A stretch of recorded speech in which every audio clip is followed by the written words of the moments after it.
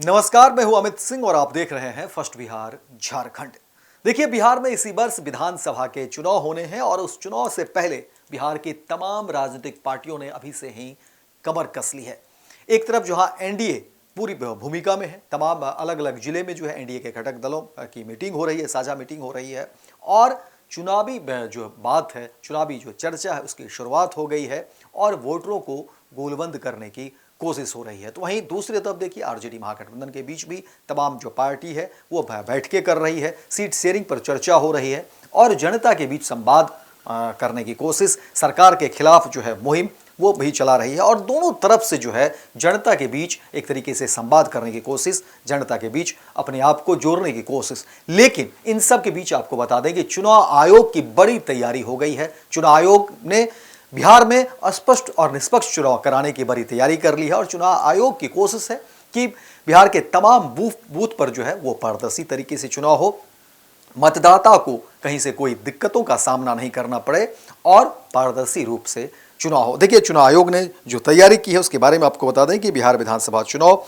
की सुगबुगाहट को देखते हुए चुनाव आयोग ने मतदाता सूची पुनरीक्षण कार्यक्रम जारी कर दिया है। वहीं पुनरीक्षण का काम 1 जुलाई से शुरू होगा और अंतिम मतदाता सूची का प्रकाशन 30 दिसंबर से होना है। माना जा रहा है कि चुनाव आयोग अक्टूबर से पहले हफ्ते में चुनाव कार्यक्रम घोषित कर सकता है। वहीं बिहार विधानसभा चुनाव की उल्टी गिनती देखिए शुरू हो गई है और चुनाव आयोग ने मतदाता सूची के पुनरीक्षण की प्रक्रिया को हरी झंडी दे दी, जिससे यह स्पष्ट संकेत मिल रहा है कि चुनाव की औपचारिक घोषणा अब ज्यादा दूर नहीं है।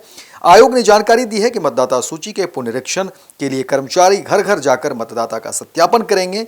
यह प्रक्रिया 1 जुलाई से शुरू होगी और इसमें नाम जोड़ने, हटाने एवं संशोधन करने जैसे कार्य पूरे होंगे। अंतिम मतदाता सूची का प्रकाशन 30 दिसंबर को किया जाएगा। तो ये 30 सितंबर को किया जाएगा। इसका मतलब है कि आप समझिए कि जो भी मतदाता सूची है उसमें कई सारी विसंगतियां होती है, इसलिए आपके पास ही वक्त है। 1 जुलाई जो है ये काम शुरू होना है और कहीं से भी कोई त्रुटि है, कहीं नाम छूट रहा है, नाम मेंशन कराना है, कुछ गलतियां हैं, वो तमाम चीज़ें जो है अब शुरू होगी और चुनाव आयोग इसको लेकर के पूरी तरह से सजग है और कोशिश यही है कि जितने भी मतदाता हैं उनके नाम नहीं छूटे, वो मतदाता सूची में सूचीबद्ध हो जाए। और दूसरी तरफ कहा जा रहा है कि अब बहुत जल्द फैसला भी हो जाएगा, तिथि भी की भी जानकारी दी जाएगी और डेट भी बताए जाएंगे कि बिहार में कब कब चुनाव होना है, कितने चरण में चुनाव होना है, कितने फेज में चुनाव होना है, किस दिन चुनाव होना है। ये तमाम चीज़ों की जानकारी भी बहुत जल्द निकलकर सामने आएगी। लेकिन जो खबरें निकलकर सामने आ रही हैं उसमें कहा जा रहा है कि अक्टूबर महीने में जो है बिहार में चुनाव हो जाएगा, इस तरह की बातें कही जा रही है। देखना दिलचस्प होगा कि जब चुनाव की तारीखें निकलेंगी उसके बाद क्या कुछ चीज़ें निकलकर सामने आती है, कितने फेज में चुनाव होता है। लेकिन बिहार में एक बार फिर से चुनाव को लेकर के कह सकते हैं कि सुगबुगाहट तेज हो गई है। बिहार की जितनी भी पार्टियां हैं वो अपने अपने एजेंडे के साथ जो है जनता के बीच पहुंच रही है, जनता के बीच संवाद और मैसेज देने की कोशिश की जा रही है। एक तरफ जहां मुख्यमंत्री नीतीश कुमार की तरफ से, एनडीए की तरफ से जो है लोगों के बीच बताने की कोशिश, जताने की कोशिश कि बिहार में एनडीए की सरकार कितना सफल है और कितना कुछ बिहार को आगे ले जाने की बात हो रही है। तो वहीं दूसरी तरफ नेता प्रतिपक्ष तेजस्वी यादव मुख्यमंत्री नीतीश कुमार को घेर रहे हैं, चाहे वो अपराध के सवाल पर हो, रोजगार के सवाल पर हो या इंफ्रास्ट्रक्चर के सवाल पर हो। तो दोनों तरफ से देखिए कवायद तेज है। देखना दिलचस्प होगा कि जब चुनाव होगा और उसमें जनता का रुझान क्या आता है। लेकिन चुनाव आयोग इन सब के बीच देखिए कि बड़ी तैयारी में लगी हुई है और चुनाव आयोग की कोशिश है कि बिहार में निष्पक्ष और पारदर्शी तरीके से चुनाव हो।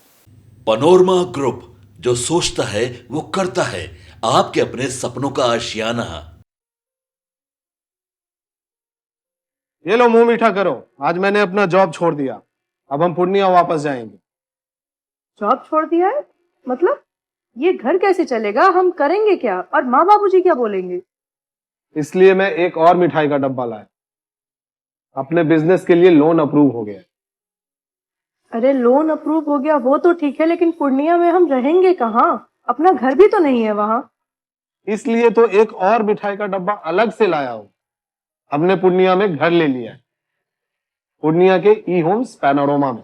पूर्णिया में पैनोरमा ग्रुप लेकर आए हैं ई होम्स पैनोरमा।